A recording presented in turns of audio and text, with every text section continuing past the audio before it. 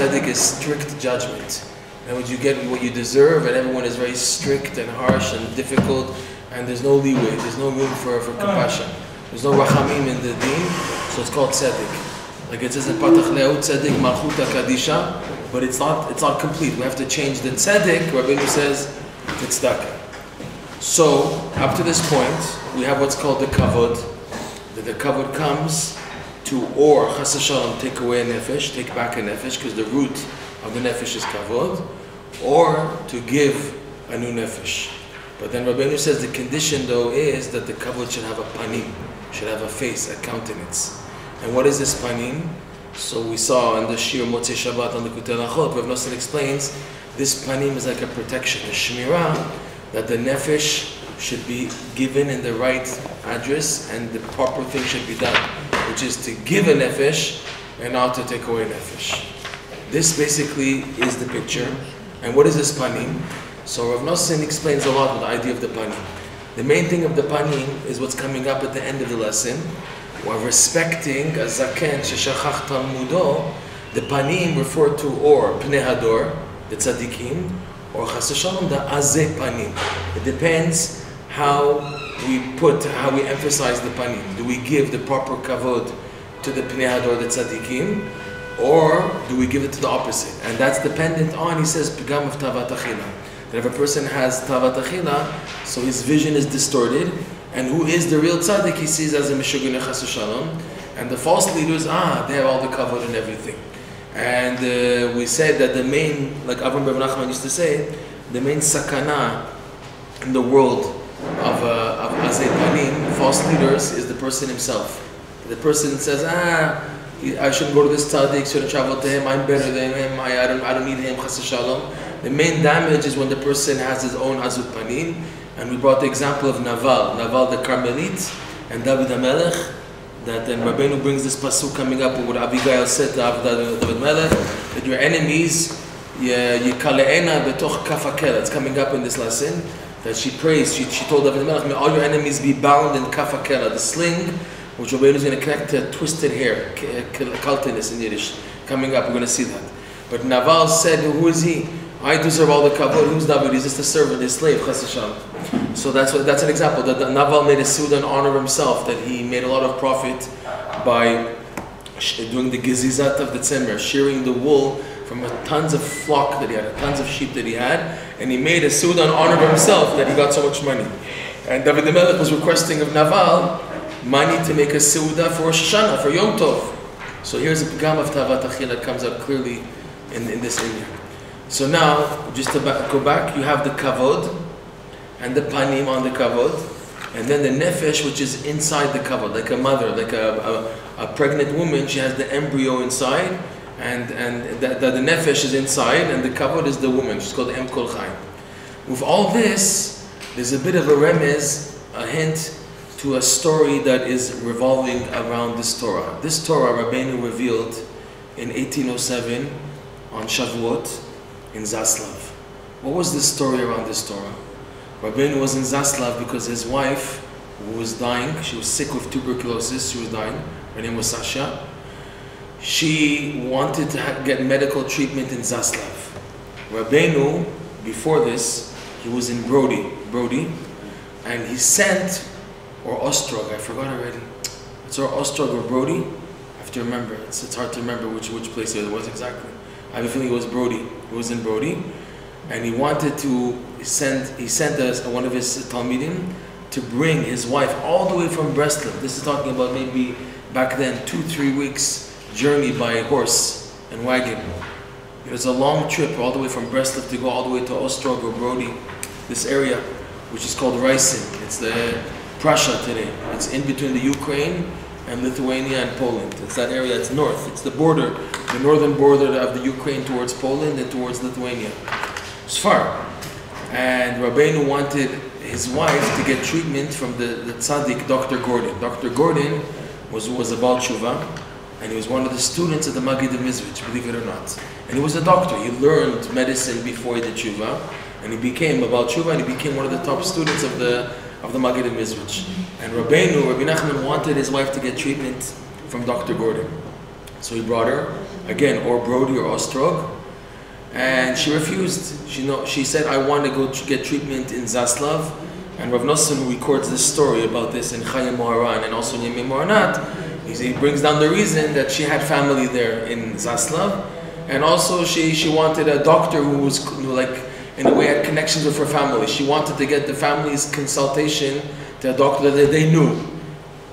So she didn't listen to her husband, Rabbeinu, who wanted Dr. Gordon.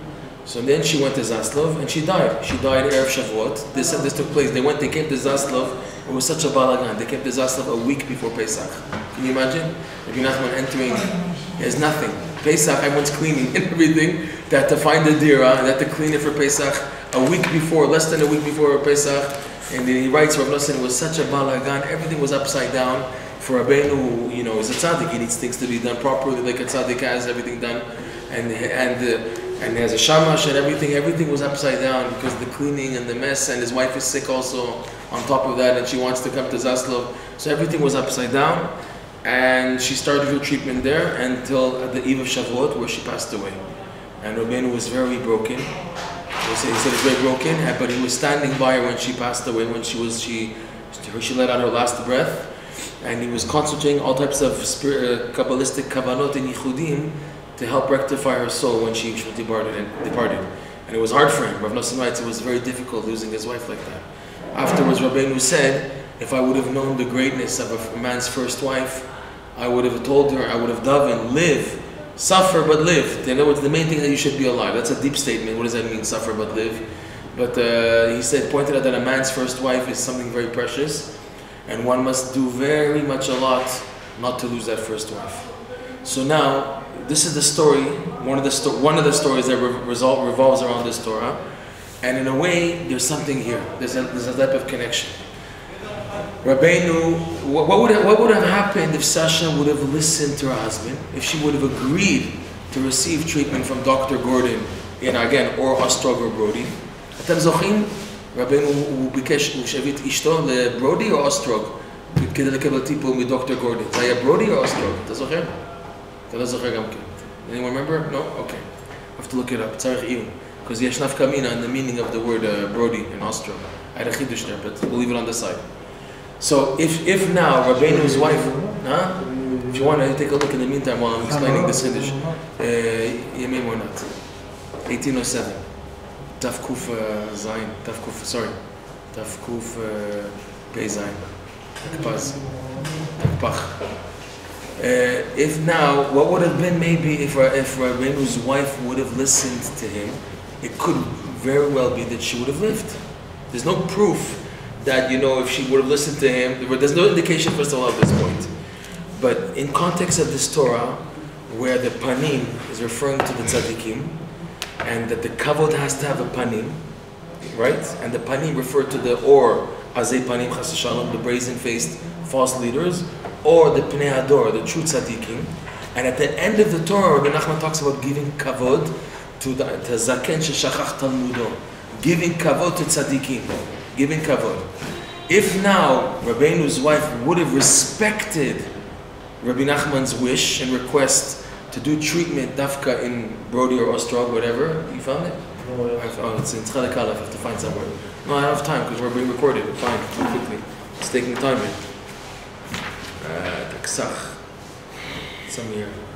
צלתי כסד לכל התורות, שבועות, 8 ימים שהייתי בדור הדיבת צור למצוא אליו. So what is it? It's Taksat. His wife passed away 3 years before Taksaz. It's somewhere here. With Kabbalah, I have to find it. It's gonna take time until I find it.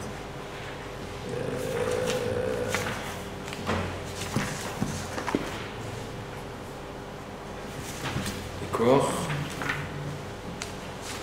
נפרד, צריכתי לכתוב לפניו, נסעתי להביא תינוק, למור עליו, אז התחילתי תודי למור עליו. אז תקסז, here we go. תקסז, יום כיפורים.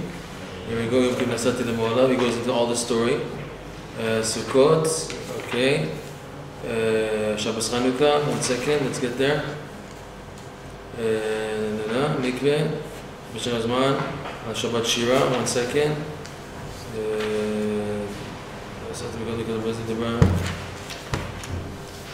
Good night. Okay, Pesach. 1 second. We're getting there. I think we're getting there. We had the book Breslov. Here we go. Litpalel on the sick. Right. Likutey Moharan. Okay.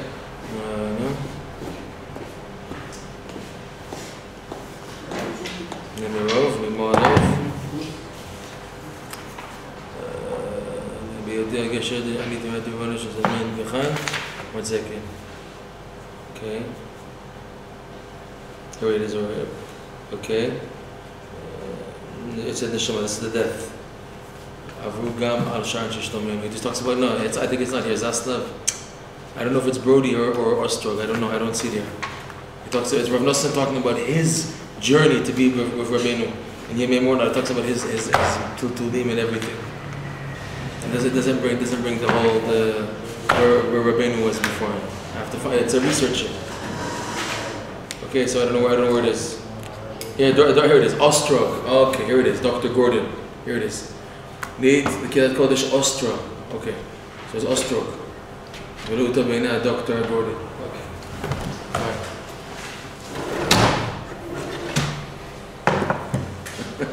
So it's Ostrog. It wasn't Jordan. Fine. Okay, so now if Rabbeinu would have listened to his wife, then there's a panim. She would have respected what the tzaddik said, so it could be that then there would be a kavod and a panim, and there would be a nefesh, a born nefesh. In other words, not chas v'shalom that the wife is called the nefesh of the man. The man's lowest soul is called the nefesh. The wife is called the nefesh.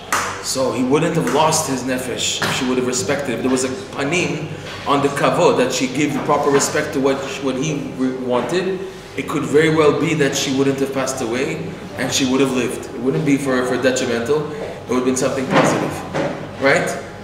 Fine. So that's just a story on the side to show that it's in a way everything revolving around the story, the Torah, how it was revealed, it's connected, it's hidden in deep mysteries here. Okay, so now we're going to continue. We left off paragraph number 4. So it's Torah Samech Zayin, paragraph number 4. Ukeshenofel hamalchut v'kavod hazepanim. See that? Ukeshenofel hamalchut v'kavod. Paragraph Dalet. Yeah. Okay. Ukeshenofel hamalchut v'kavod hazepanim. And now when the malchut and the kavod fall to the hazepanim, you see how he says it? Malchut and Kavod become connected directly. Malchut is the lowest sphera, and Kavod is the high sphere, it's Keter. And always our job is to join Keter, Kavod and Malchut. Keter and Malchut are always joined together. And they're a team. And the goal is that the Kavod should be revealed properly. And Chas Shalom, if it's taken by the other side, by the false leaders, so they're taking also the Kavod. The Kavod and the Malchut are together. Because Malchut is nourishment, is coming from the kavod. So when the malchut and the kavod fall to the azeh panim, in other words, that there's no panim to the kavod, mainly due to gluttony, tavat achila, azai he, then the malchut is now changed its name, bechinat tzedek. This is amazing, this part. What's tzedek? So in Rabbeinu says here, watch, in the letters of tzedek is the whole transition and the transmission of the malchut kavod falling down. So watch, kiot tzadik. What's the letter tzadik? Yeah, he's going to break down the word tzedek. Tzadik dalit kuf. First, he's going to talk about the letter tzadik. What is tzadik? Tzadik is made up of 2 letters. If you look how it's written, the tzadik, you have a yud on the top and the nun. Right, you have a nun. I'm doing it backwards, really. Right, you have a nun like this, bent. The nun is bent like this, and on the back of the nun here, there's a backwards yud. There's a yud backwards. That's how it's written in the Sefer Torah. There's a yud backwards, and the nun's back is bent. There's like a nun bent forward, and the tzaddik and the yud is on the back. That makes the letter tzaddik. Okay? So ot tzaddik is made up of a yud and the nun, and in it the yud is backwards. What does it mean backwards? Normally, when you write the letter yud, the leg of the yud is on the right side, on the right side. But here, the letter tzaddik, the yud, the leg of the yud is on the other side. It's reversed. It's on the left side. It's joining. What's joining the yud to the back of the nun is the leg of the yud, but it's reversed. It's on the left side as opposed to the right side. That's how it's in the Sefer Torah. So the Yud is turned away. Hayud hi b'achzarat panim min haNun. The Yud, which connotes, what does the Yud symbolize? Chokhmah, wisdom, the beginning of the Sefirot also on top. It's turned away, achzarat panim, from the Nun. What's the Nun? So what he says. And then in all the Likutey Moharans, you have in addition, it says kazeh, like this. Look at the letter tzadik, how it's written. You have the bent Nun and the Yud on top of it backwards. Shei b'chinat malchut. Nun is the idea of malchut. In all editions, the standard editions, you have a footnote on the bottom. And it says, like it says in Tehillim, and it's also in the first lesson of the Likutey Moharan. Number 1, Lifnei Shemesh Yinon Shemo. Right before the sun, his name, the name of Hashem will be Yinon. What's Yinon? There will be the Malchut, the kingship of Hashem's name will be in front of the sun. In other words, shining as bright as the sun. So Yinon is like the letter Nun, and it connotes, Rashi says there on the Pasuk in Tehillim, Lashon Malchut. Yinon means, connotes kingship, sovereignty, rulership, kingdom, right? So that's Malchut, and it's bent, and the Yud is backwards behind the Nun. That means there's no panim, there's achzarat panim, there's a concealment of the face of the Yud. The Yud connotes chokhmah, wisdom, understanding. She bechinat malchut, bechinat lifnei shemesh yinon shemo. That's Nun. Before the sun, his name will be king dies, whatever. It'll be kingship, rulership to his name. Hainu bechinat astat panim, that the Yud, which connotes chokhmah, is concealed, is that there's a hiding of the face. In other words, the hainu she'en la kavod panim, that there's no panim to the kavod. He's explaining that tzedek is the result, how it happens, that there's no panim to the kavod, as mentioned above. So now the next, that's tzaddik of tzedek. How about the dalet? V'zebechinat dalet, the second letter, dalet, the hainu she'kavod v'malchut azla v'nidaldela, that the honor and the malchut, because they're really one and the same now. Kavod and malchut, they're tag team. Azla now becomes impoverished. The malchut of Hashem is in the wrong address now. So what happens is that Hashem's revelation, the revelation of Hashem's kingship and his honor is really impoverished. It's given to the wrong people, to the wrong address, the wrong direction, and it becomes impoverished. With the right address, it becomes impoverished. And like the wording azla v'nidaldela in Aramaic. Nidaldela means becomes poor, diminished and impoverished. Okay? V'nafla l'sitra achra, and the glory and the honor of Hashem, the kingship has fallen to the other side. Shehen hazeh panim, which is referring to the brazen-faced people. They've taken all the honor. So in other words, because of tzaddik, because there's what's called hastarat panim, there's no face, holy face on the kavod, so that it's backwards. So the damage is, the result is dalit, which means dal ve'vion, poor, impoverished. And then the third letter, kuf, watch this. V'zeh b'chinat ha'kuf, the letter kuf. What does the letter kuf now symbolize? Hainu, kisha malchut v'kavod azla v'nidaldela. When now the malchut, the honor and the kingship of Hashem it becomes diminished and impoverished. He kekuf b'fnei adam. So now who takes the honor? The false leaders. And they're like a monkey compared to human beings. Kekuf. The word for monkey is kof, which is like the letter kuf. Kuf and kof. He's making the connection here. Kekuf b'fnei adam. That the false leaders, the wicked people and the goyim, and also the false Jewish leaders, and again we have to stress what Avram Reb Nachman says, and especially yourself, when you think, I'm the big shot here, I don't need to go to tzaddikim, I don't need this, I'm okay with my Gemara, I'm with my local rabbi, I'm okay, I don't have to go after tzaddikim, I don't have to bend myself to give honor to the Pnei Hador, I'm okay, I don't need them. Chas v'shalom. So that's also an extension of azut panim, okay? So then what happens is, who's getting the honor? The monkeys. The people who are monkeys, they're not the real people. They're not the real address they're not the Pnei Hador, they're not the true face of the generation. Okay? And he explains now, that's kof, monkey. But the letter kof also is what? The letter kof is the letter hey with the leg extended down. The letter kuf is the only letter in the 22 letters of the Hebrew alphabet, aside from the 5 last letters. You have mantzpach, you have mem, nun, sofit, tzadik, sofit, pei, sofit, and chaf, sofit. Those are end letters, that's something else. But in the 22 normal letters of the alphabet, there's only one letter that has a long leg down. Which one is that? Kuf. A resh doesn't have a long leg down. a Yud doesn't, a Vav doesn't. Nun Sofit is Nun Sofit, but in the middle letters, the 22 letters which can be at the beginning or the middle of a word, right? There's only one letter which is long, and that's the letter Kuf, to show there's something scary about the letter Kuf. That on the letter Kuf, it's connoting Ragleha Yordot Mavet. Its legs descend down to death. That's the idea of the letter Kuf. That's why almost every word that begins with Kuf, or it's a high level of Kedusha, like the word Kedusha, Kadosh, begins with the letter Kuf, because we sanctify, we take something which is impure and make it holy. That's the idea of Kedusha.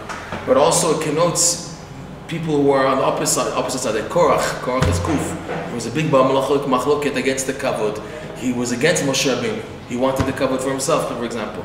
So words that begin with the letter Kuf, they're very extreme words. It's or a high level of holiness, or it's a real damaging aspect, right? Kilkul, for example, Klipa. All these words begin with the letter Kuf, and they show that this is their essence. It's they're very bad. It's very negative.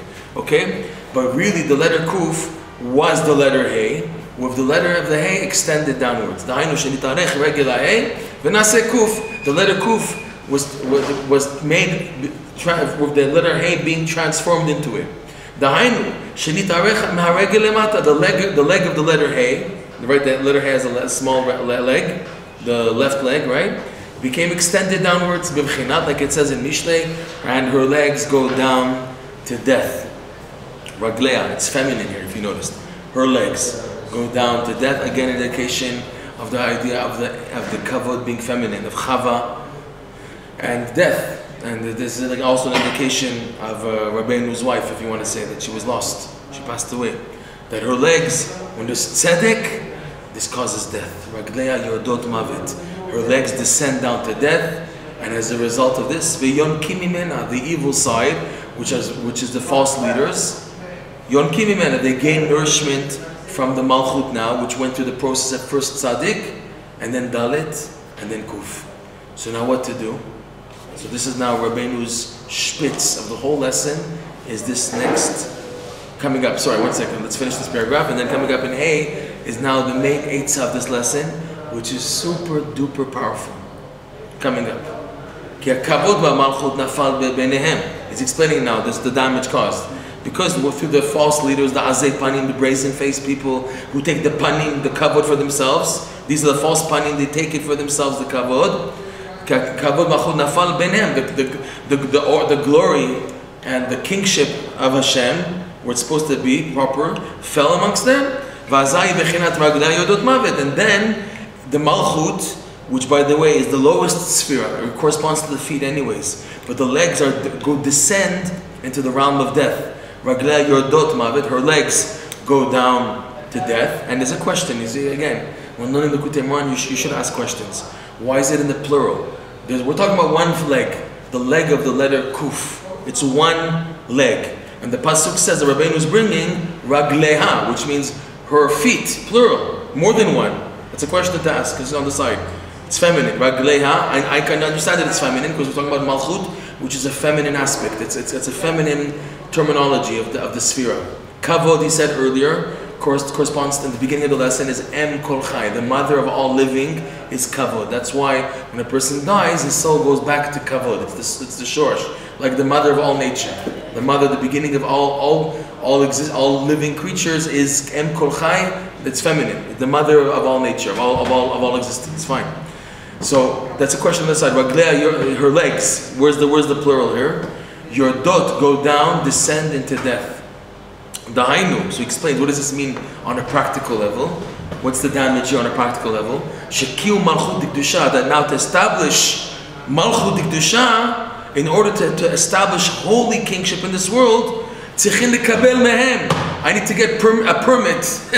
I need to get a permit from them, the evil and the wicked leaders and the false leaders, in order to do my malchut of holiness, in order to do. So that's what he explains. When the Jewish people have to do some type of a forced, like ordainment, a forcing in order to allow themselves to serve Hashem, to do the mitzvah of Hashem, they need to do a takifut, a forced like a law, which will help them to establish our religion, the religion of Am Yisrael, our holy religion, it's to do a sukkah. You have to get a license to build a sukkah on the roof in New York. I said this already once. It's a funny joke that in 1950s, when Jews started coming to New York, and it was uncommon for people just to build a sukkah on the roof in Williamsburg back then, 1940s, 1950s. So there's one Jew, he built a sukkah on his roof. So all the tenants, they were Italian, they were going whatever, they complained, they called the police and everything. And they say, who is this guy? He's building some type of a hut, like whatever, wooden thing on the roof. So they called him to court, and it was already like Chol HaMoed. He said, what? Or it was right before, right the Erev Sukkot, whatever. They called him to court, and the judge said, what is this? He said, okay, I have to build this. He said, well, you're not allowed, you need a permit, you can't do it. He said, okay, well, give me time to take it down. How many days you need? I need 7-8 days. Okay, I have 7-8 days to take it down. It's 8 days Sukkot. After Sukkot, you can take it. But that's a joke, or the idea that in order to do our religion, we need to get a permit. Like now what they're doing in America, in order to do a ritual. That's true.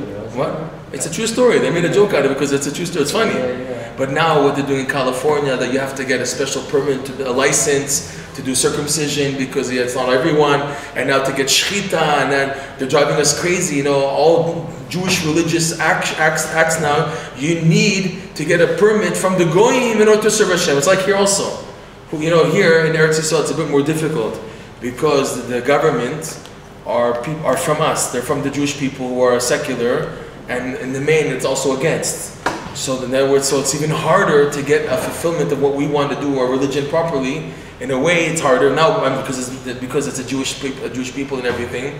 So it's much more in the main easier to live as a Jew here. But when it comes to delicate matters like what's happening, all these politics now with the graves and this and that, so the government gets involved and they start, no, absolutely not, and everything. So it's hard.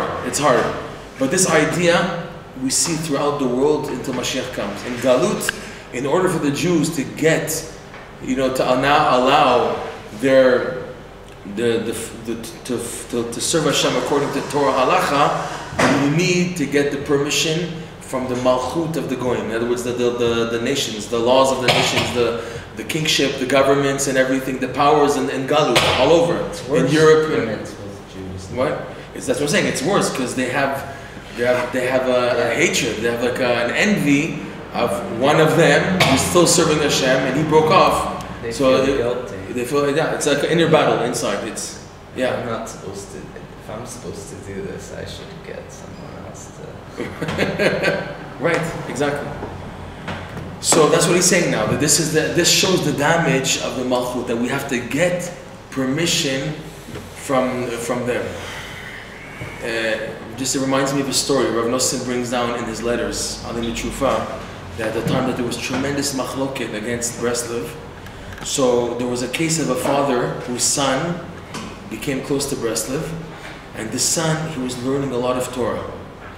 So his father, Rav Nosson writes this in the letter to show how crazy, how off people went. The son began to learn more than 1 page of Gemara every day. He was learning a few pages of Gemara every day. And his father said, I forbid you to learn more than 1 page of Gemara a day. Anybody who learns more than 1 page of Gemara a day is a Breslover. In other words, that it's forbidden to be a Breslover because they're an offshoot. There was the time that there was tremendous opposition against them by the Savraner or whatever. We won't go into details. But he said, if you want, and now you're not allowed to speak to anybody, only certain boys. I don't allow you to speak to these certain boys. You have to get permission from me in order to ask who you can speak to, who not to speak to. And then Rav Nosson says as if he needs his permission. But this idea again, where the Malchut is taken by the other side, by the false leadership, and we have to bend to them in order to serve Hashem. This is because we're in Galut. What Rabbi Nachman is going to tell us in this lesson is that it doesn't have to be like this. You can change it. You can alter it. But this is the damage. This is the repercussion, the lemaise, what happens when the Malchut is tzedek, then it's not good. When Malchut is called tzedek, it's severe judgments. Everything is with great difficulty, and everything is measured. And also to serve Hashem properly, to reveal the Malchut of Hashem, we need to get permission from the other Malchut where it's fallen to, the Malchut of Hashem, the kingship that's fallen to the nations, to the false leaders and everything, the false government leaders, politics, whatever, politicians. we have to go to them to get permission to do our religion. Right? לצורך קיום דתנו הקדושה, צריכים לקבל כוח מהממשלה ממלכות העקום. We have to get the authority to do it and the strength to do it from the government of the nations. It's fallen because the Malchut of Hashem is fallen. It's become tzedek. So now what to do? Watch. This is the climax of the whole lesson. This is the key advice of this whole Torah. Rav Nosson in his the kids of Likutey Moharan on this lesson, he says that this idea here is the key for the entire lesson. It's called what? Tzedakah. To transform the tzedek into tzedakah, adding the letter Hey. So watch. So what do we have to do now? You have to work to elevating the glory of Hashem and the kingship of Hashem, which has fallen to the Goyim, the wicked, the false Jewish leaders, and when a person himself is also an azpanim, is also a problematic person. This is done through charity. Tzedakah b'vchinat, like it says. We said earlier that the kuf is called ragleha yordot mavet. Its legs descend down into death. So what does tzedakah do? Like it says in Mishlei, tzedakah tatzil mimavet. The first pasuk, by the way, of her legs descend to death is from Mishlei chapter 5, Perek Hey. And this pasuk here is from Mishlei chapter 10. Tzedakah tatzil mimavet. Tzedakah saves from death. Tzedakah, raglea, her leg, which is the final letter, tzedek, that the tzedek ends of the letter kuf shows that it's going downwards. And we want to elevate it. It's specifically in this combination of the tzaddik and then the dalit and then the kuf. You can take another word that has a kuf at the end, but it's not the same damage. Because here we're talking about where it was first tzaddik, which led to dalit, which leads to kuf. That's the problem.